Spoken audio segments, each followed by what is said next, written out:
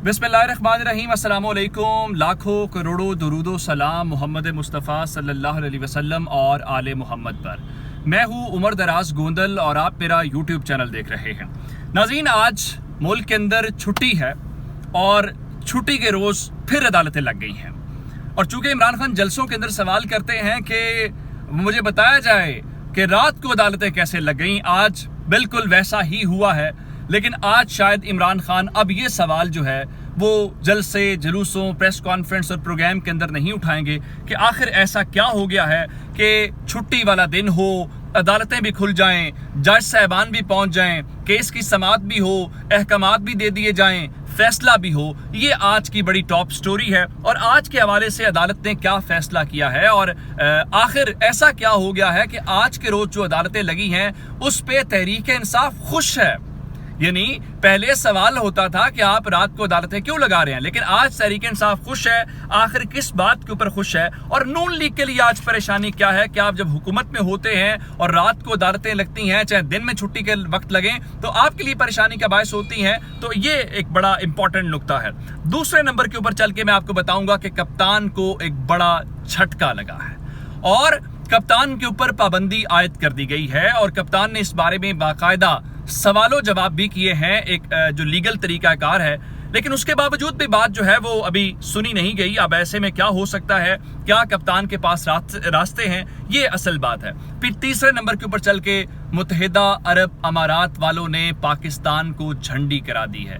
झंडी से मुराद ये है कि उन्होंने पाकिस्तान के हवाले से जो हम बहुत सारी उम्मीदें लेके गए थे वो इस्तकबाल से ही हमें पता चल गया था। ये ऐसा नहीं होता कि हमें जामनी क्या, हमें तो रेड कारपेट तो दूर की बात है, कोई कारपेट भी नहीं मिला, कोई इस्तकबाल भी नहीं मिला। आखिर पाकिस्तान के साथ ये वक्त क्या आ गया और पाकिस्तान के वजीर खारजा बिलाल भुट्टो जरदारी को कहा जा रहा था कि वो बीबी के बेटे हैं तो उनकी तो बहुत बात सुनी जाएगी। उनके साथ क्या हुआ है, ये तमाम डिटेल्स मैं आपके सामने रखूंगा। लेकिन अगर आपने अभी तक चैनल सब्सक्राइब नहीं किया और आप चाहते हैं कि आपको मुस्तनद और बर वक्त खबरें मिलती रहें तो हमारा चैनल सब्सक्राइब कर लीजिए, बेल आइकन के ऊपर क्लिक कर लीजिए ताकि हमारी आइंदा आने वाली वीडियोस बर वक्त आप तक पहुंचे। अच्छा, आज छुट्टी का रोज है, होना तो ये चाहिए था कि आज सियासी सरगर्मियां भी मुअत्तल होती, आज अदालत की सरगर्मियां भी मुअत्तल होती। सरकारी दफातर चूंकि बंद हैं, ना अदालती उमूर बंद हुए हैं, ना सियासी उमूर बंद हुए हैं। इस तरीके से कि पाकिस्तान तहरीक इंसाफ ने आज ही अपनी कोर कमेटी का इजलास बुलाया। इमरान खान ने जो पार्टी तर्जुमान है उनका इजलास बुलाया क्योंकि सिचुएशन कुछ इस किस्म की है जिसको काउंटर करना बहुत जरूरी है, क्योंकि गिरफ्तारियों का इम्कान है, लॉन्ग मार्च करना है। फिर आपने ऐलान किया हुआ है कि आज चांद रात है, तो चांद रात को आपके लोगों ने बाहर निकलना झंडे लेके, तो एक तरह से आपने रजिस्टर करवाना है कि आप मुतहर्रिक हैं और आप कुछ भी कर सकते हैं। लेकिन अदालतें तो आज ईद की सरकारी छुट्टियां हैं, आज से आगे 3-4 दिन जो हैं वो तमाम तर अदालतें, तमाम तर जो मुल्की सरकारी इदारे हैं वो बंद रहेंगे। लेकिन आज छुट्टी का जो पहला रोज है वो छुट्टी नहीं हो सकी। और अगर मैं आपको याद दिलाऊं, जब इमरान खान की हुकूमत का जब आखिरी दिन था जिस दिन उनके खिलाफ तहरीक अदम एतमाद के ऊपर वोटिंग हुई थी, तो सुप्रीम कोर्ट तो खुली थी, इस्लामाबाद हाई कोर्ट भी खुली थी। तो इमरान खान साहब बार बार कहते थे कि मुझे बताया जाए कि वो रात 12 बजे अदालतें क्यों खुली हैं। फिर वो कहते थे कि आखिर ये क्या हो गया, मैं इस बात को भूलूंगा नहीं। लेकिन आज बिल्कुल सब वैसा ही हुआ है। आज छुट्टी के रोज अदालत खुली, जज साहब पहुंचे और एक बिल्कुल जो वो तहरीक इंसाफ, और इस पर खास बात यह कि तहरीक इंसाफ के लिए अदालत खुली। आखिरी बार भी तहरीक इंसाफ के लिए खुली थी, लेकिन उस दिन तहरीक इंसाफ के खिलाफ खुली थी।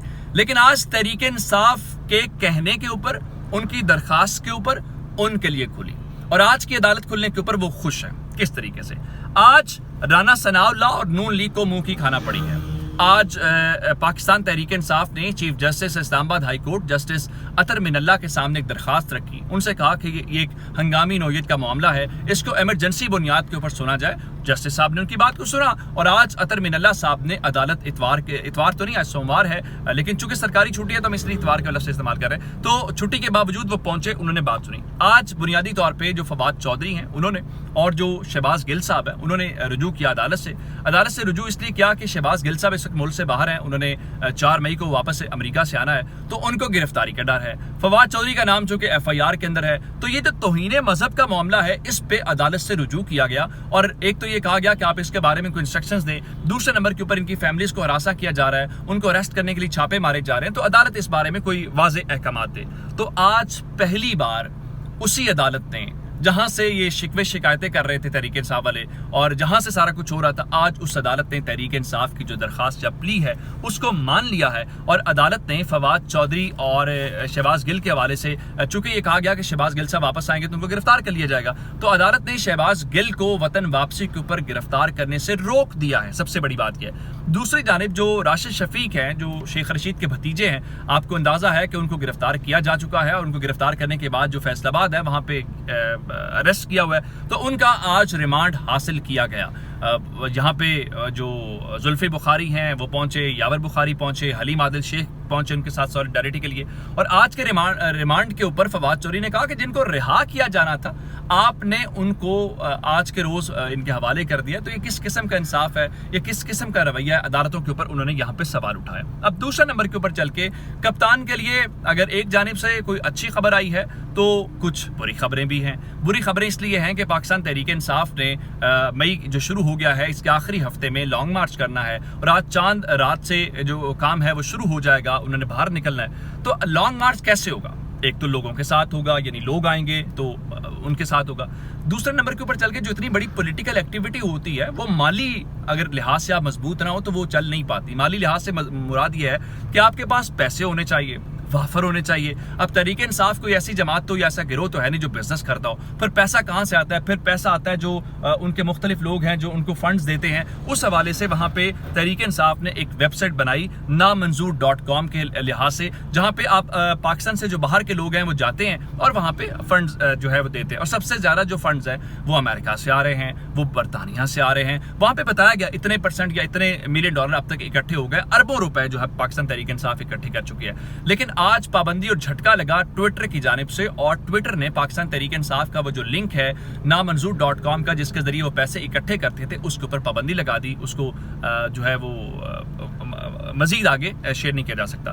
اس کو لے کے پاکستان تحریک انصاف نے آج اپنے آفیشیل ٹویٹر ہینڈل سے پوچھا ٹویٹر والوں سے، اور ان سے یہ کہا کہ یہ ہمارے فنڈز کلیکٹ کرنے کی ایک ویب سائٹ تھی، آپ بتائیں کہ آپ نے کس بنیاد کے اوپر اس کے اوپر پابندی لگائی ہے۔ تو ابھی تک وہاں سے کوئی اس بارے میں جواب نہیں ہے، لیکن یہ تحریک انصاف کے لیے ظاہری بات ہے ایک بڑا جھٹکا ہے۔ جھٹکا اس لیے ہے کیونکہ وہ سوچ رہے تھے کہ ہم پیسے اکٹھے کریں گے، لیکن پیسے اکٹھے کرنے کا جو راستہ ہے وہ بند کر دیا گیا۔ تحریک انصاف اب کس طریقے سے اس پورے سلسلے کو آگے لے کے چلے گی۔ پھر میں آپ کو بتاؤں کہ متحدہ عرب امارات کے اندر جو پہنچے ہوئے تھے شہباز شریف صاحب، وہ وطن تو واپس پہنچ گئے ہیں۔ یہاں پہ لاہور کے اندر انہوں نے آج اجلاس و جلوس بھی کیے، بنیادی طور پہ پیسے لینے گئے تھے۔ جس طرح سعودی عرب سے آپ نے 8 ارب ڈالر کا جو پیکج ہے، سعودی عرب والے پیکج کے اوپر بھی اب وہ کہہ رہے ہیں جی یمن کے حوالے سے آپ ہماری سپورٹ کریں اور یمن کے حوالے سے ہماری جو مدد ہے وہ کریں۔ اب آپ یمن کی جنگ کا حصہ بنیں گے جو آپ نے بڑی مشکل سے عربوں سے جان چھڑائی تھی، اور آپ نے خود مختاری کا فیصلہ کیا تھا کہ ہم آپ کی ہائرڈ گن نہیں ہیں، ہم آپ کی جنگ نہیں لڑیں گے، ہم آپ کے دفاع کے لیے جو ہے وہ بات کر سکتے ہیں۔ لیکن متحدہ عرب امارات والوں نے فی الحال کوئی پیسے دینے سے انکار کر دیا ہے، اور انہوں نے یہی کہا ہے کہ جی جو ہم تعاون ہے وہ کریں گے۔ اور اس بارے میں مریم اورنگزیب صاحبہ نے جو ٹویٹ کیا، ان کے مطابق متحدہ عرب امارات کی جو معاشی ٹیم ہے وہ پاکستان آئے گی اور مل ملا کے ہم اس کے اوپر کام کریں گے۔ ایک اور بات سنیے، بلاول بھٹو زرداری کا یہ پہلا غیر ملکی دورہ تھا وزیر خارجہ کے طور پہ۔ لوگوں نے بہت کہا جی، ایون بی بی سی نے تو ان کا جے شنکر کے ساتھ کمپیریزن بھی ڈرا کیا کہ جے شنکر بھارتی وزیر خارجہ کہاں کھڑا ہے اور پاکستان کا وزیر خارجہ کہاں پہ کھڑا ہے۔ لیکن پریشانی اور شرمندگی کی بات یہ ہے کہ وہ جے شنکر کے مقابلے میں تو کیا کرنا تھا جو کریں گے، لیکن وہاں پہ جس طرح میں نے آپ کو بتایا تھا کہ اردگان کا استقبال شاہ سلمان نے کیا، پاکستان کو کراؤن پرنس کے اوپر ٹرخا دیا۔